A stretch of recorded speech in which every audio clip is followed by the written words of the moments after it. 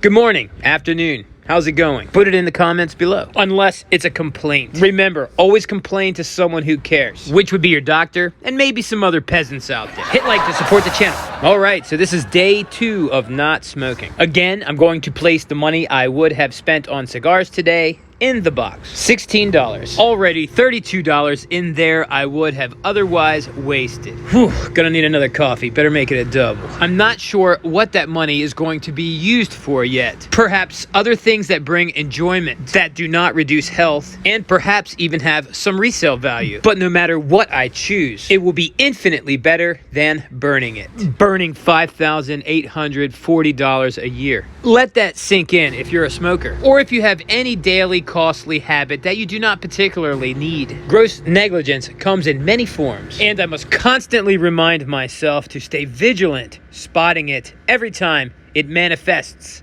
itself. And I find that that is when I'm experiencing any type of significant success. When your savings or income is up, it's very easy to fall into these traps. I recommend that you don't beat yourself up, just get over it and get back on track, increasing your wealth and your health. People do the same exact thing when they reach fitness goals. They lost the weight and now they deserve the cake. In case you're wondering, this gold coin is from Venezuela. It's beautiful, but I find myself looking past it at that thermos in the background. Nearly a month ago, I told my baristas goodbye. You see, I stopped off every day to get a cup of coffee in a drive-thru, and very often, twice. Now I just pay my thermos $8 a day for high-quality coffee at the ready. Not only did it pay me back for itself, and the coffee I loaned it so that it may earn, but it now has an asset portfolio. A simple one, for now, only containing coffee and cash. So yes, I have a thermos growing wealth with an asset portfolio